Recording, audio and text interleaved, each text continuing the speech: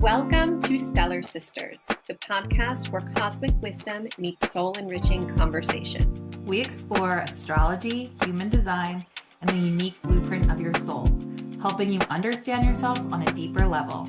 Consider this your permission slip to embrace the magic of being authentically you. Let's begin. Hello, and welcome back to another episode of Stellar Sisters podcast. We're your hosts, Chanel and Sydney. And today we are doing a part 2 on our communication episode, diving into astrology and human design and how to use your voice and where communication can show up in your chart. So we are going to dive deeper into the astrology around that. Chanel's going to get into Mercury and the third house and different aspects. And we're excited to continue the conversation. So where do you want to start, Chanel? Yes. This episode is going to be all about how you can look at your own chart, your own Mercury placement and third house placement, and figure out a little bit more about how you best communicate and express yourself. But also, I think that this episode can also be really helpful for you to look at the people in your life and their Mercury and their third house too, and hopefully help you understand the way that the people close to you communicate too, because I think it can be very interesting and helpful, and just really be able to improve your own communication skills and understand the people around you a little bit better as well. So if you are curious about how to look this up for yourself, you can go to our website, stellarsisterspodcast.com, and you can pull up your astrology chart. You can pull up, anyone else's astrology chart completely for free on our site to kind of look at where your Mercury placement is, what sign it's in, what house it's in, and also kind of look at your own third house and see if there's any planets there as well to kind of help you go along this episode with a guide. So I want to start just by talking about what is Mercury and what does it represent.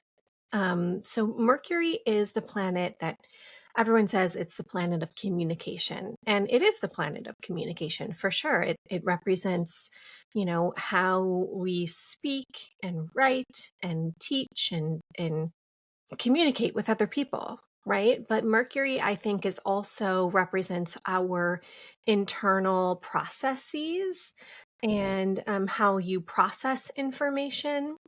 And then it's kind of like the ideas in our head and then the mechanism through which it is expressed. And, because I think what we think and then how we express that and communicate that can sometimes be different depending on who you are, right? Does that make sense, Sid, what I'm saying? Yeah, absolutely. And so Mercury, really represents how we communicate, how we think, and how we process, and also our conditioning around how we express ourselves. And so I want to group Mercury by element, because I think Mercury through the different elements and signs can really give us a clue as to how that Mercury is going to express itself in your own birth chart. So if you have a fire Mercury, this is Mercury in Aries, Leo, or Sagittarius.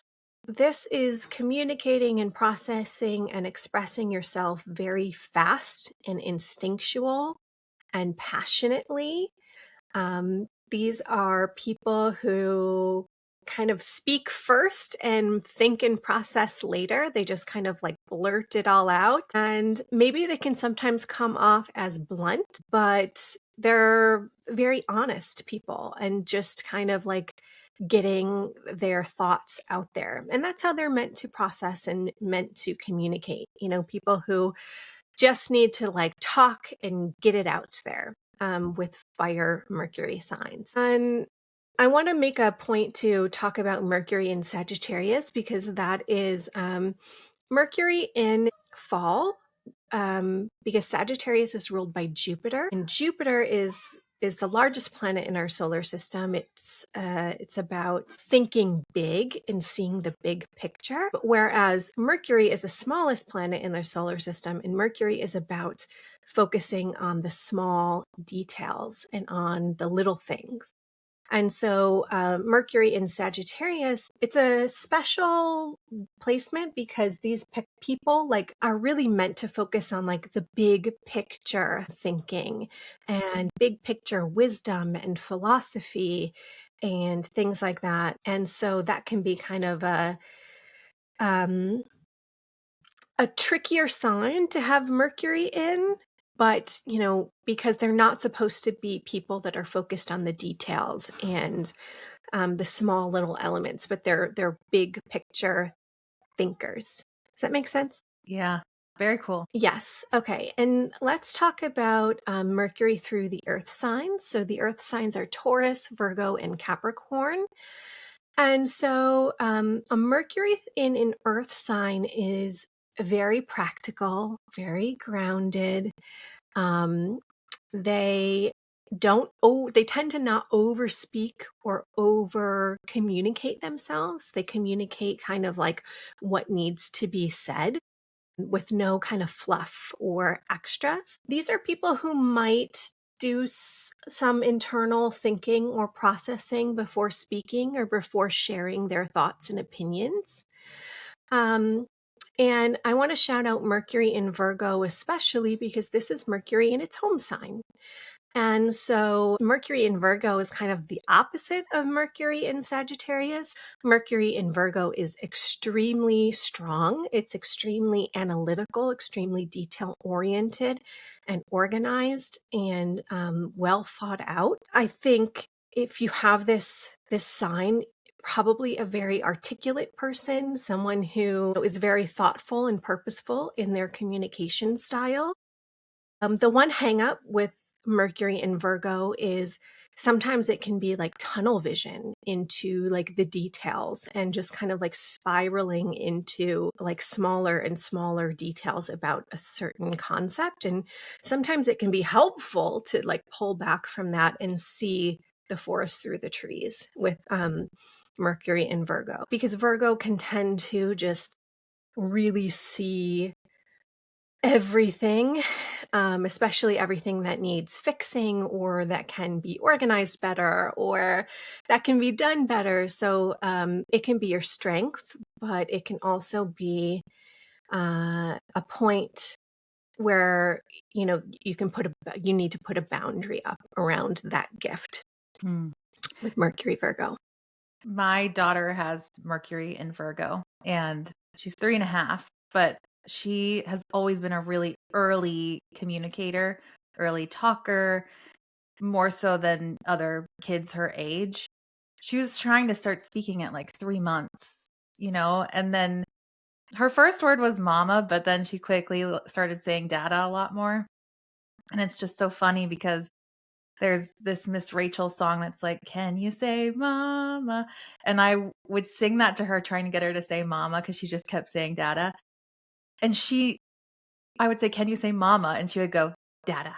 Like she knew what she was doing, But she is, I know she's only 3.5, but, she's very articulate, speaks in full thoughts, full sentences. Her mind is always churning, Yes. So Yeah. She's a good example.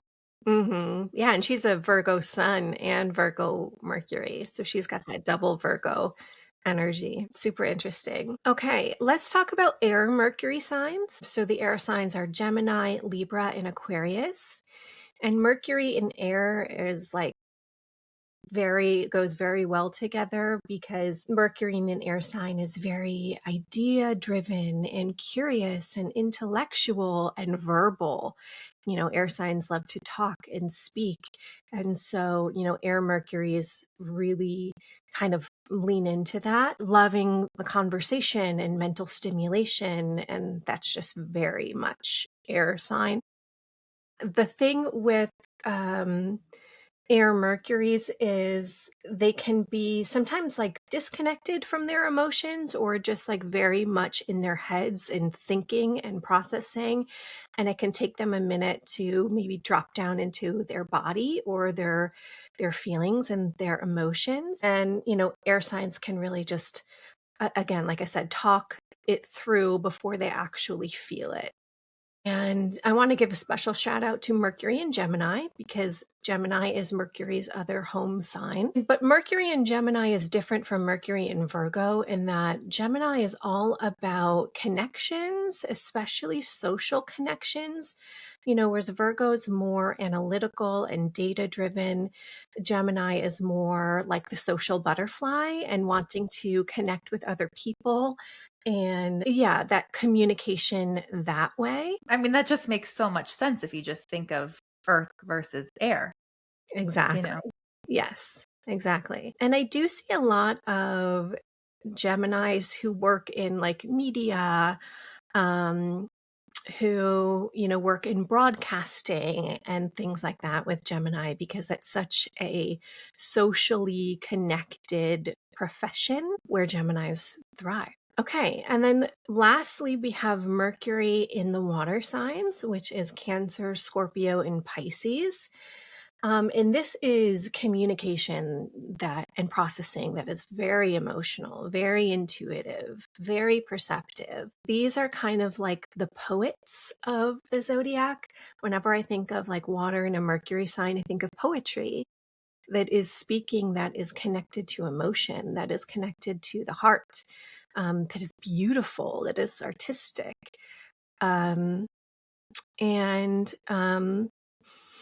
Yeah, they just might need to process their emotions through speaking, or maybe they kind of need time to reflect and really think about and process how they're feeling before they're communicating. They communicate how they feel, and that's a big thing. And Mercury in Pisces, especially, this is Mercury also in a Jupiter ruled sign, which can be more challenging, again, because Pisces is kind of like big picture, whereas Mercury is little details. Mercury in Pisces to me is like the most beautiful, creative, intuitive writers, and I feel like writing can be so beautiful and poetic, and they can be very good at expressing how they feel. And I believe Maya Angelou had Mercury in Pisces, and she's like one of the best poets to ever live. So I think she's a really good example of that, like emotion behind communication. So those are Mercury through the elements. And then there's another layer to this, which is like Mercury through the houses. So this is kind of where in your life will communication and expression show up the most. And where might you feel most comfortable expressing yourself, or where might you need to express yourself in a certain area of life? So I'm not going to go through each and every house, but I think this can be really interesting to look at in your own chart. If you want to see what each house means briefly, we have a resource for this on our website as well. It's just kind of like a resource on how to read your human design and astrology charts and what the different elements and aspects and planets and everything means. So if you want to go just check out what each of the houses means, it's in that. So I'll put that in the show notes for you just so you can have a little bit more nuance to it because we don't have time to go through every house today. But just know that you do have that resource as well. Yeah, that's a great resource to have and to pull up for this exercise. I will just talk briefly. If you have like Mercury in the first house is the house of identity and self-expression. So you probably identify very strongly with being a communicator of some sort and like expressing yourself in some way. If you have Mercury in the fifth house, this is a super creative, expressive, playful Mercury. So, Or maybe you do some sort of like writing for fun or creative writing, or, write or express yourself creatively in that way. If you have Mercury in the seventh house, communication is probably very, very, very important to you in relationships. I mean, communication is important in every relationship, but this might be something that's very important to you, or like a quality that you would look for in a partner, is like the ability to communicate very easily. Yeah, like you need that to survive. Like you need a good communicator out of a romantic relationship. Otherwise, it's just like not going to work. Yes, exactly. If you have Mercury in the 10th house, or even the second house or the sixth house, those are all houses that correlate to work and money. So, communication might be a skill that you use in your professional life. You might be, someone who is writes or speaks or teaches for a living, or someone who just maybe you work in sales or client relationship building, or something like that, where like Mercury and communication would be really important. Yeah. And if you have Mercury in like the 12th house or the 8th house or the 4th house, those houses are much more internal and much more private. And so you might need a lot of reflection, or kind of like going into your internal world and really processing things before you feel comfortable kind of like expressing them. And maybe it can be harder for you to articulate or express yourself just like on the fly, because you really need that like internal or like deep connection with expressing yourself. So, yeah, I think that's kind of like really interesting to reflect on. Me personally, I have Mercury in the 10th house, and I have always, I did, work for over 10 years in HR and recruiting, where like a big part of what I did was speaking with other people and building those relationships. And it's in Libra, which is like the harmonizer, the person who builds relationships, the people, very relational Mercury, connective Mercury. Again, that's Mercury in an air sign in my 10th house of career. Yeah, so communication and building relationships through communication is a really big part of who I am and how I show up in my professional life. Mm-hmm. And then we get into the really juicy stuff, I think, which is the aspects. If you have any aspects from other planets to your Mercury sign, you can kind of look at to see if you have any conjunctions, which means Mercury would be in the same sign as another planet. If you have any oppositions to your Mercury, which is any planets that would be in the opposite sign, directly opposite your Mercury, or if you have any squares, which would be any planets in signs that are about 3 signs away from your Mercury sign. And you can look this all up again. You can pull it up on your chart and kind of see if you have any squares or oppositions or conjunctions to your Mercury. But I think those would be the biggest ones to kind of look out for. And I want to talk briefly about kind of the different planets in conjunction with Mercury and how that might show up in someone's life. So if you have Mercury in an aspect with Venus, Mercury is communication and Venus is harmony and relationships. And so this would make your communication style similar to me. I have Mercury in Venus's sign of Libra. So it's kind of very similar, but it's Mercury that's very charming, that's very diplomatic, that's very harmonious, that wants to like soften Mercury, because Mercury can be very factual and very like detail oriented, but it can maybe some Mercury on its own can maybe come off a little bit like cold or detached. But if you have Mercury Venus or Mercury in Venus's sign, which would be Libra or Taurus, it really allows that Mercury facts to come off in a way that's softened, that is very disarming, and that is very charming. And you can kind of like just know how to say things politely and nicely and build relationships through your communication.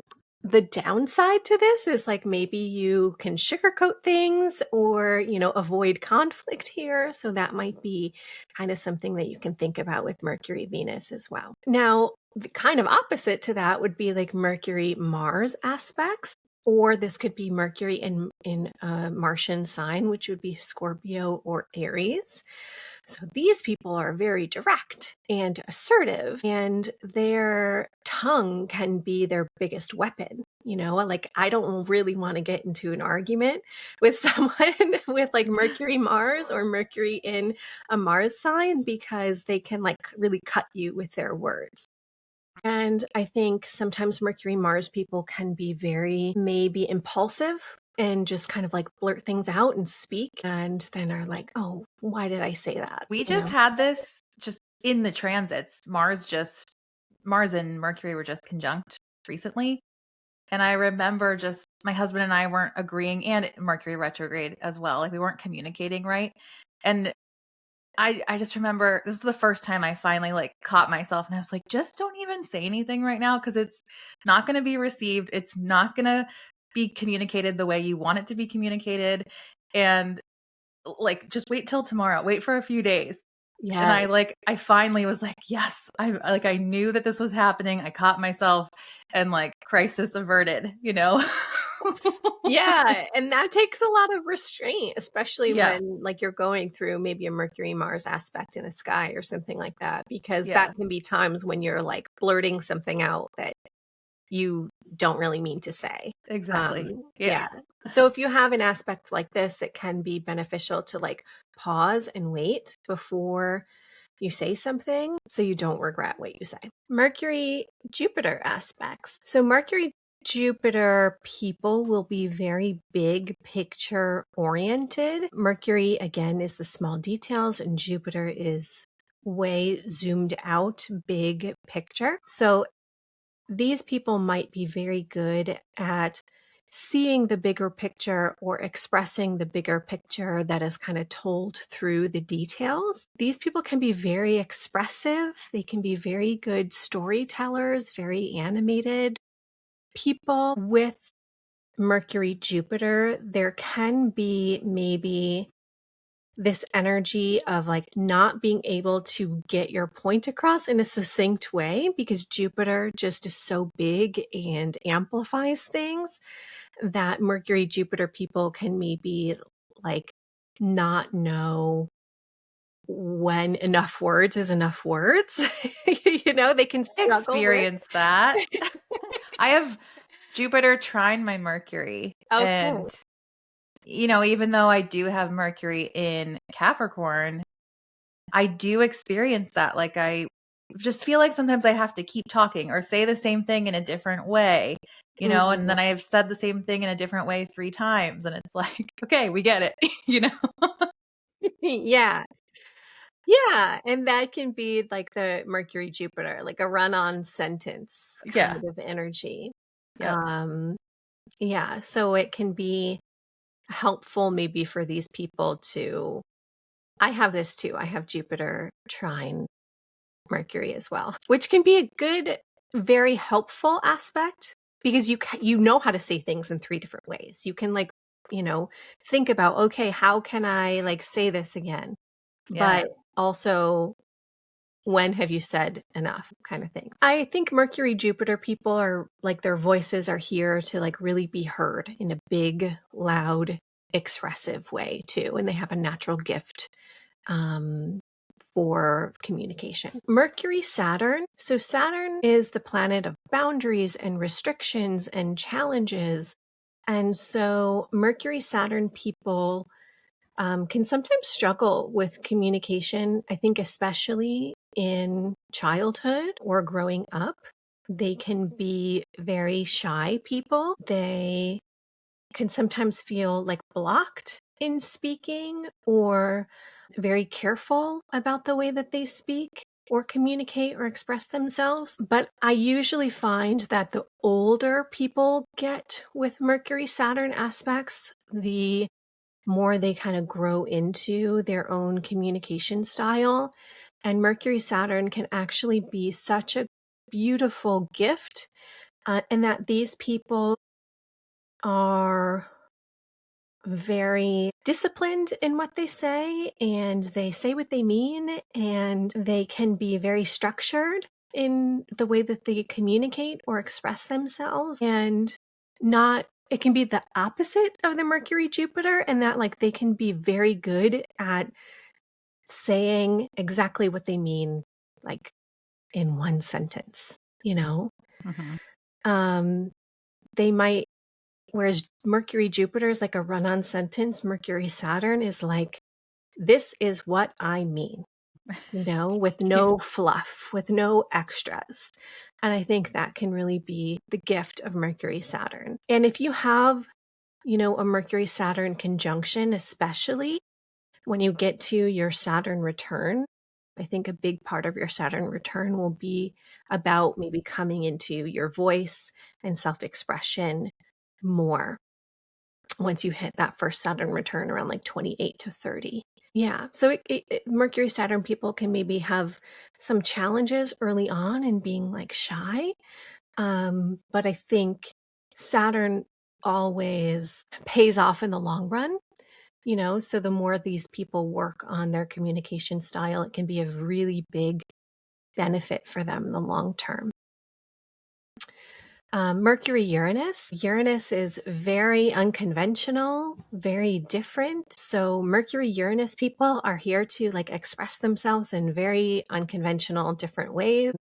They're here to bring new ideas to the collective by the way that they express themselves. They might express themselves just differently than anyone else. It can feel kind of like a bolt of lightning to the head, and you just kind of like come up with this like beautiful new, thought or idea to share with other people. I think one of the challenges with Mercury Uranus is that you can have so many thoughts and so many ideas that you can just feel a little bit scattered and like, where do I start and where do I go?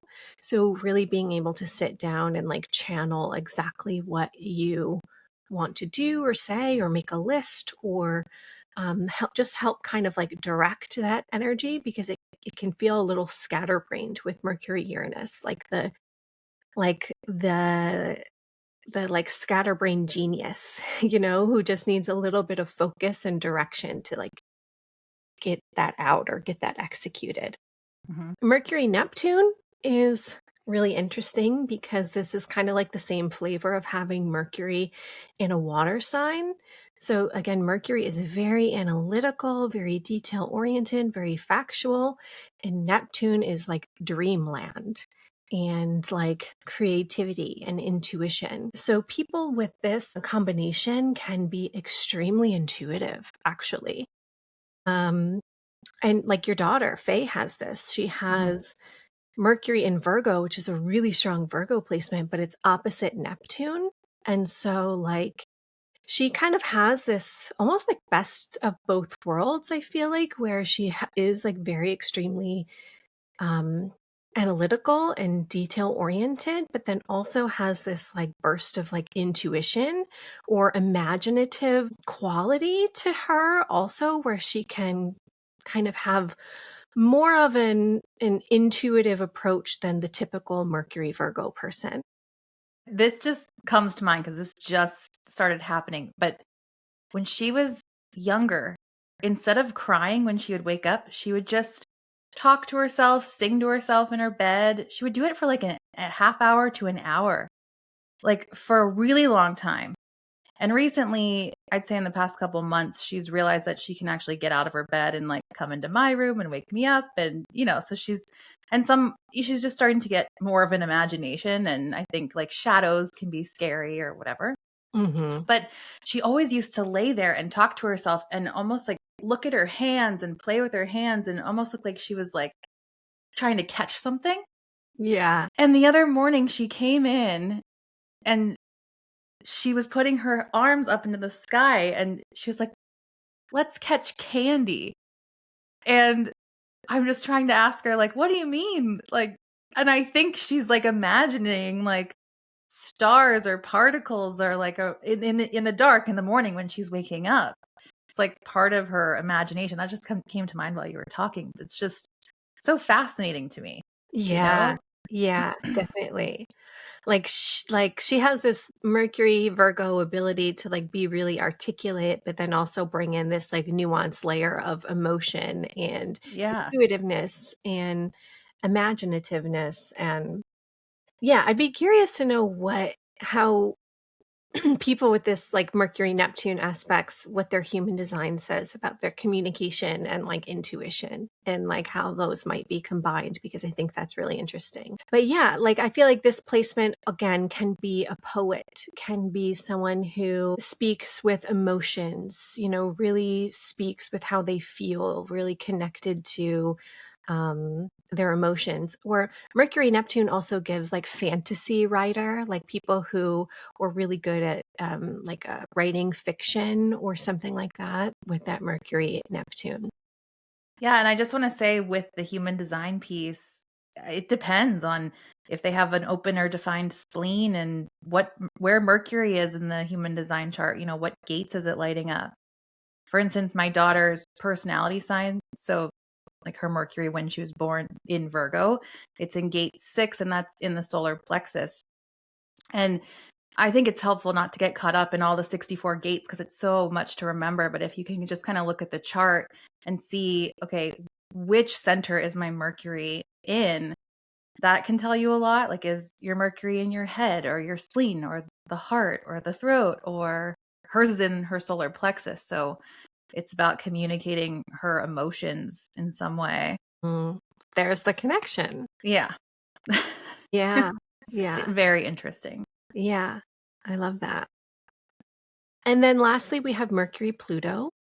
And I think of Mercury Pluto as the investigator, the researcher, people who want to communicate or express themselves or talk to other people and like see what's beneath the surface. These people can be very deep and intense communicators, or people are how they express themselves. Like I said this in our last episode, but Mercury Pluto people like aren't here to make small talk. They are here to really go deep with people, to really again see beneath the surface, to get into they're not afraid to like go deep and look at the ugly side of life and expressing their pain, or expressing themselves through their like death and rebirth cycles and transforming themselves. And Mercury Pluto people can have a very powerful voice and can, really speak the truth. And that can sometimes come off like very intimidating or powerful when you have this Mercury Pluto combination, because it's like, whoa, this person has Intense. depth. Yeah. Yeah. Yeah. And sometimes for other people, depending on their like level of readiness, or if they want to go there, this can feel like powerful or intimidating, with Mercury Pluto. But it's really your gift to maybe speak your transformative experiences or help people see beneath the surface. Yeah. So that's Mercury Pluto. Love that. Now I want to talk a little bit about the third house too, because the third house has a lot to do with our communication style. I think of Mercury as like the way that we kind of express ourselves, but then the third house can really represent your early environment around communication and expression and learning.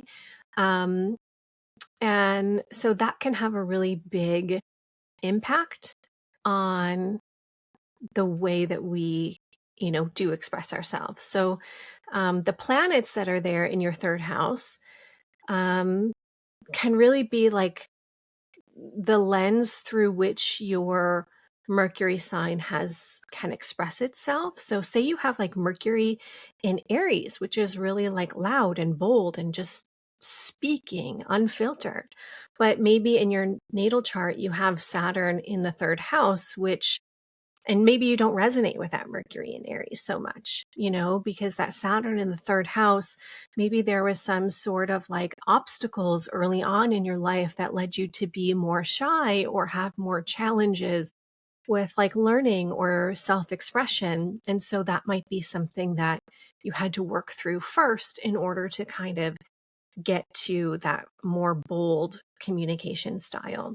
Hmm. And maybe you don't have any planets in the third house. Like I don't have any planets there. I do have the North Node there.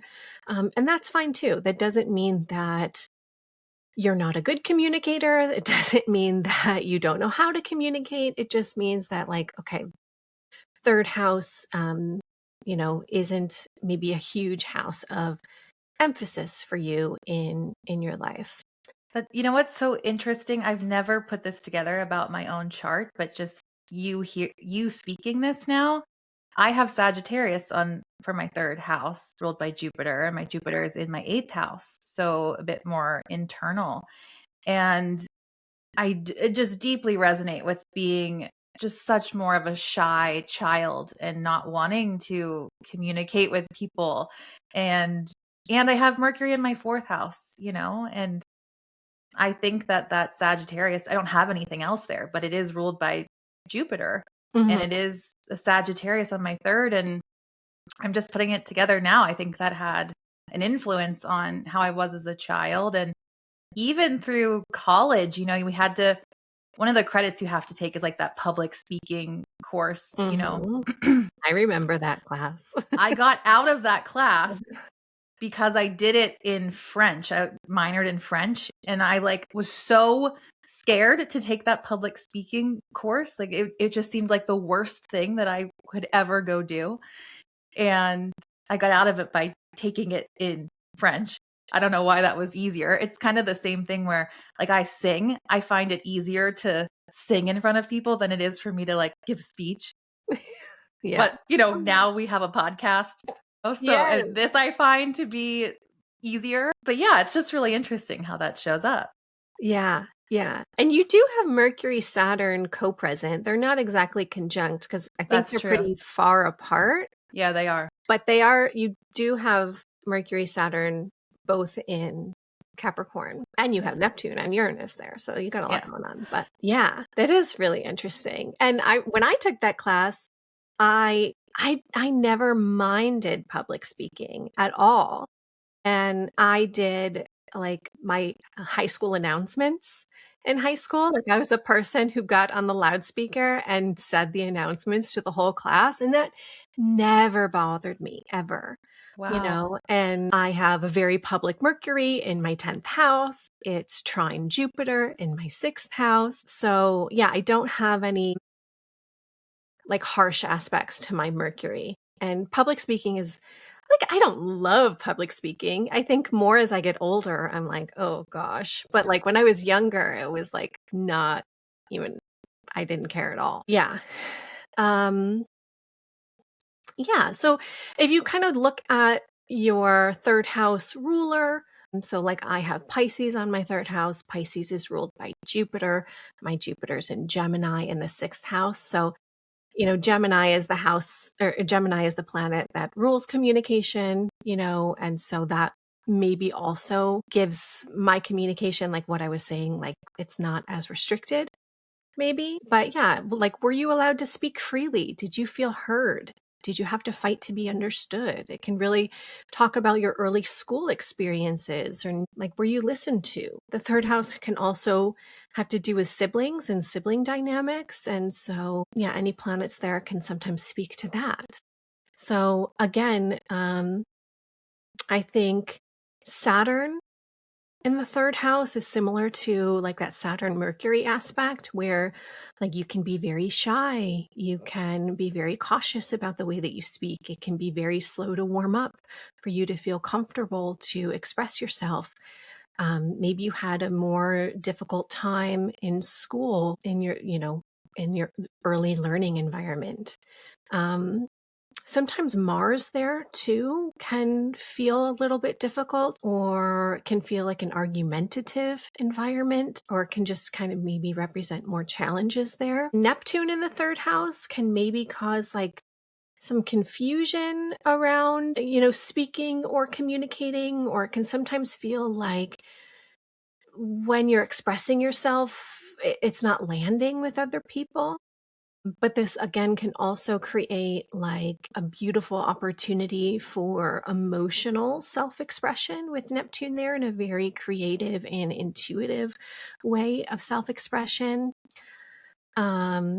Uranus there can be like, again, you can be like this, get these like genius hits of insight, but it can feel a little maybe erratic or unstable. So again, having like a way to channel that. Um, Pluto there in the third house can be very like intense power dynamics, again, like growing up. But again, very similar themes to like the Mercury Pluto. Venus in the third house, I feel like, is a very interesting placement. It can make you a very good connector and communicator, and someone who's very good at like building relationships. Again, someone who would be very good in like sales or client relationships, or just making other people feel comfortable when speaking.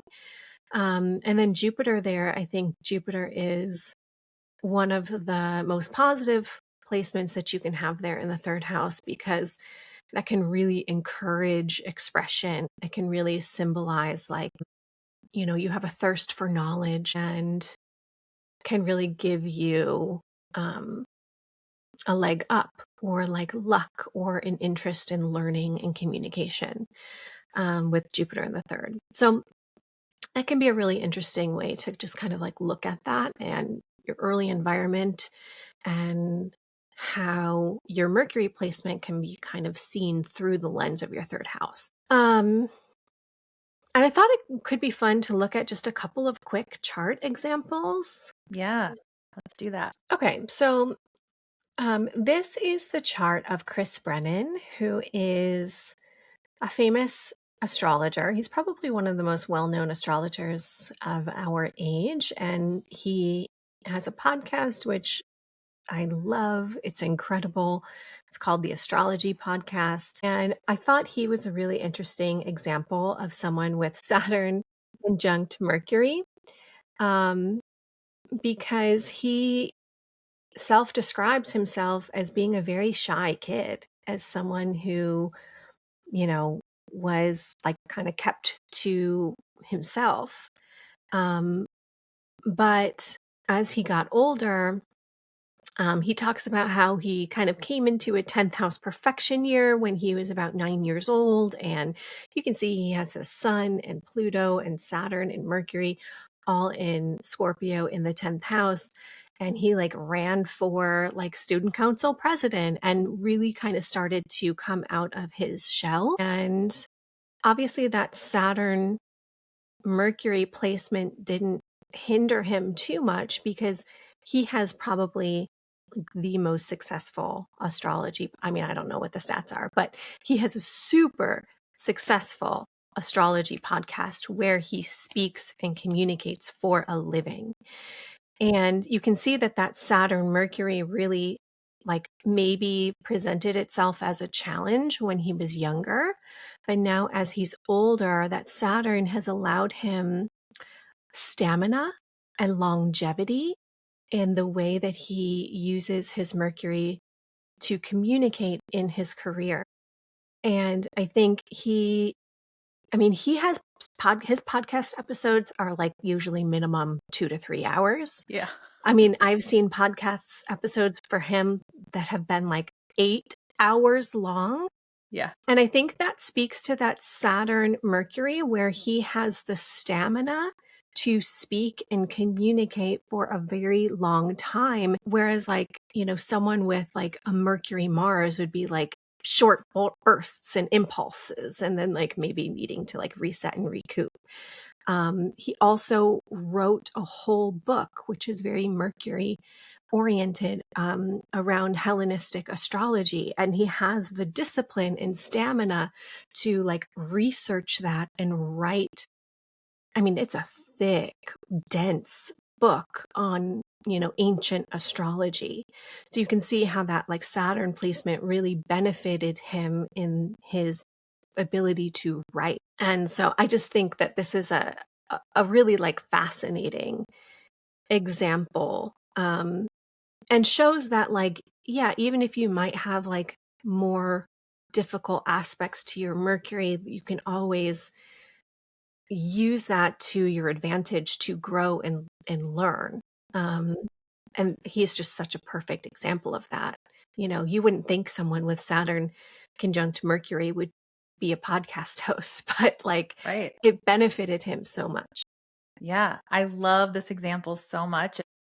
I just want to give even more nuance to him. Like I looked up his human design and his Mercury gates, and he has his conscious side, so the personality side, he has his Mercury in his Ajna center.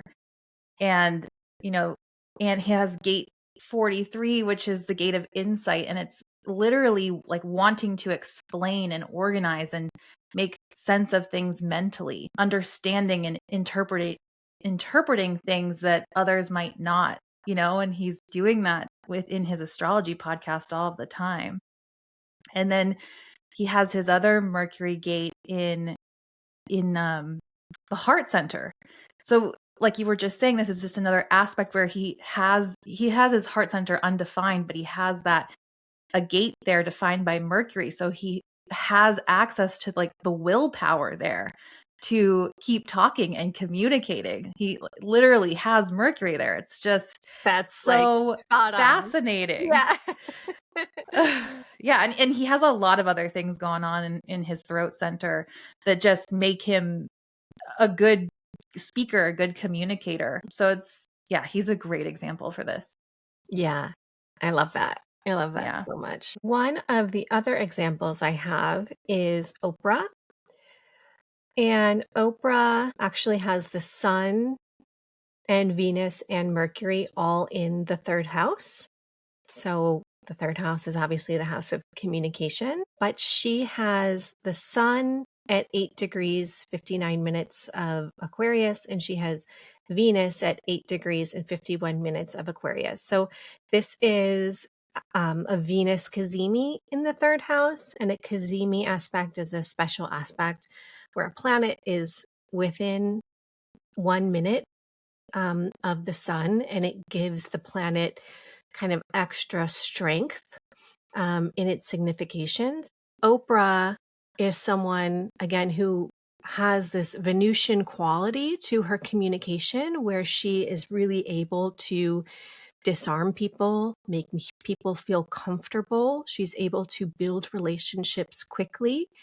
And I think that is what gave her the ability to kind of interview so many people and get so much information out of them is her ability to relate to other people and build that kind of relationship quickly. You can see she also has Mercury there in the third house. Her Mercury isn't cazimi, but having this also stellium of planets in the third house makes, especially with her sun, it's this extra emphasis on this planet, on this house of communication. And she is a communicator for a living. And she started off as a news anchor, and then obviously went on to eventually have her very long-standing talk show. She communicates for a living, and that is obviously one of the best communicators probably of our time. And so I just thought that was a really good example of having planets all in the third house, and then also like specifically having that Venus in the third house as well. Absolutely. Oh my gosh, it's such a great example. And one of her Mercury gates is just about having this charismatic and powerful influence. She has it in her sacral center, and then her other one is in her emotional center. So, a mixture of those two things. it's another layer of her being this powerful speaker. Incredible. Yeah. Well, the other thing that I just thought was really interesting is like, um, I'm thinking about children and their early environments, and my son just turned 2, and 2 is a third house perfection year. And from 2 to 3, I mean, that's when language really explodes for children. Yeah. And I mean, even like past couple of weeks for my son, like he's speaking so much more. He's like starting to kind of put sentences together in a very like primitive way, but it's just so interesting that 2 is a third house perfection year where communication is highlighted. And that is when kids really start to communicate like a lot more and speak a lot more. And I just thought that was so interesting. It is.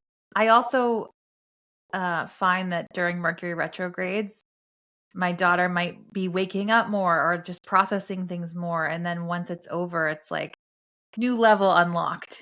Yeah. When they like hit the new level and you're like, whoa, you're understanding this so much more now. And you have a new word and maybe you're putting more sentences together, and it's just like, okay, you've gotten to a new level. That's what I always call it. Yeah. Yeah. Yeah. That's so true. It's so interesting. It is.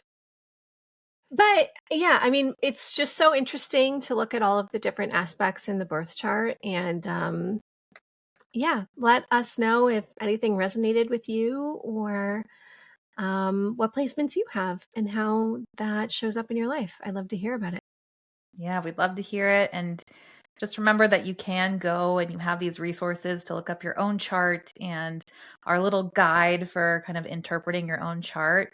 And even better, you can book a reading with either one of us on our website just to get more insights into your chart and dive deeper into your authentic voice and your communication style and the way you process information. So if you feel called to do that, we'd love to connect with you.